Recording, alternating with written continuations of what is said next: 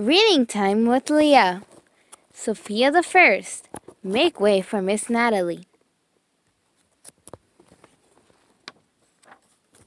It's the end of the day at Royal Prep. The clock tower chimes. Its clockwork figures march in circles as Sofia and James head to the greenhouse of Royal Prep's after-school gardening club. On the way, they catch up with Prince Desmond. "Hey, Desmond!" James greets the other prince with a pat on the back. Desmond jumps. Startled, "James!" he exclaimed. "You scared me." "Sorry, Des," James says. "Just saying hi." Flora, Flonda, and Merryweather flutter into the greenhouse and introduce the visiting enchanted gardening teacher. She's a fairy named Miss Natalie, who was once their apprentice. "Don't tire your hands," Miss Natalie says as Sofia and the others applaud. "You'll be capping much more once we get started." Miss Natalie demonstrates how to grow rising roses. It's so tall that it brushes through the skylight. Sofia sprinkles magic plant food on a bud. She grows a dancing daisy that always sways and bobs around. James grows a laughing lily. The flower blows a puff of magical pollen in his face, and he collapses with uncontrollable laughter. "Don't worry, it wears off," Miss Natalie assures the kids. Desmond does the best of all. He grows an enormous singing sunflower. Even Miss Natalie is impressed. Miss Natalie leaves the kids to practice their enchanted gardening, but she accidentally leaves her glove behind. Sofia decides to return the glove. She arrives at the fairy's office just in time to see Miss Natalie magically grab the fairy's wand. Then Miss Natalie waved her own wand and trapped the fairies in a floating bubble. Sofia waits until Miss Natalie flutters away, then rushes over to Flonda, Flora, and Merryweather. The fairies are glad to see her, but Sofia can't hear them through the bubble. So they act out what happened.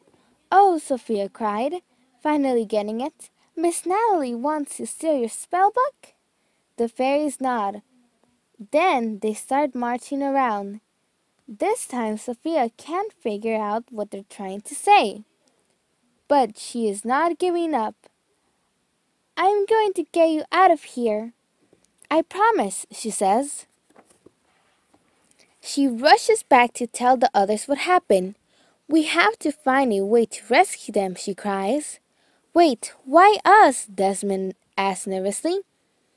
He reminds the others that Professor Pavion always stays late.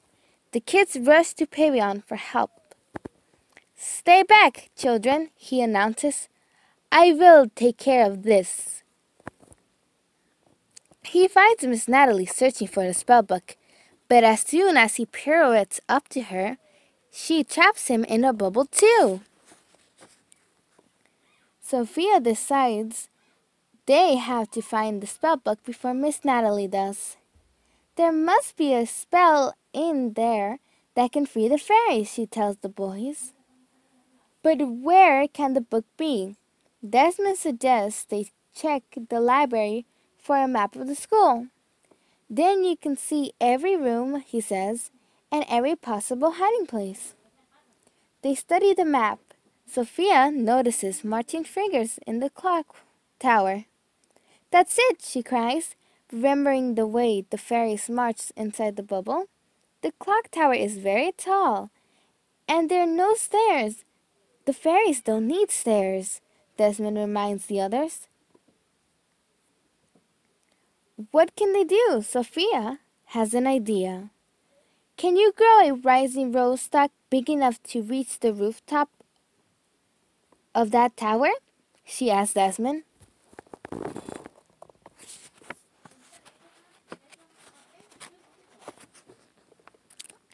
Desmond does it. The rising rose goes up and up. Desmond is scared of heights, but Sophia convinces him to climb the rose. Once they all reach the top, they search for the spellbook. Suddenly, the clock chimes the hour, and the figures begin to move.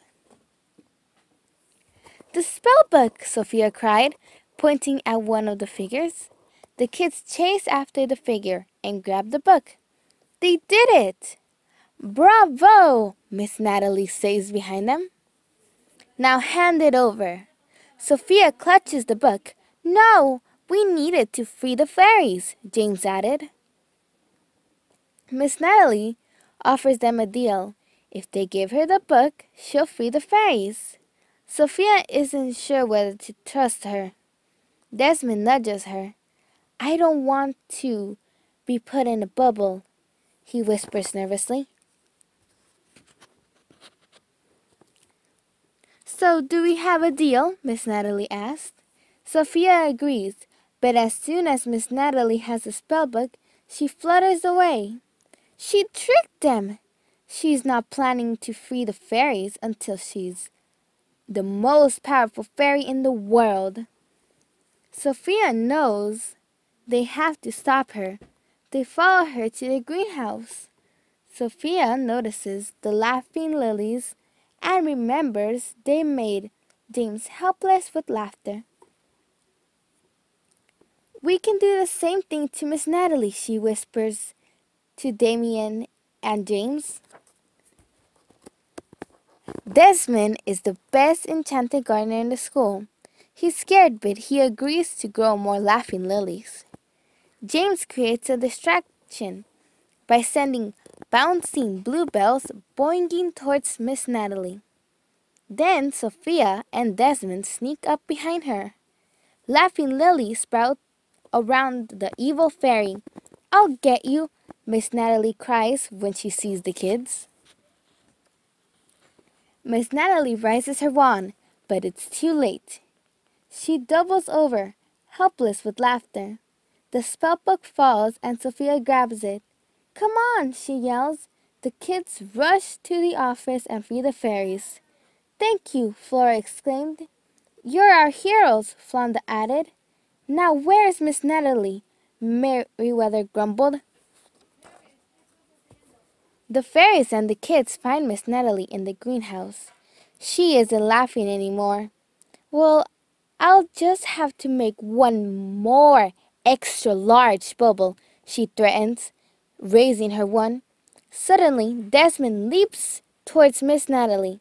The bubble traps him, but he has Miss Natalie's wand in his hand. "Way to go, Desmond!" James cries. Without her wand, Miss Natalie can't cast any spells. The fairies order her to leave Royal Pep and never return, Merryweather adds. After Miss Natalie is gone, the fairies release Desmond. "You were amazing," Sophia tells him. "I've never seen such bravery," Flora says. Desmond blushes. He never knew he could be brave until he had to be. Maybe he won't be so nervous from now on. Sophia is happy for him, but something is bothering her. "I feel like we're forgetting something," she muses. Then another bubble rolls past them. "Professor Pavion!" they all yell. The end.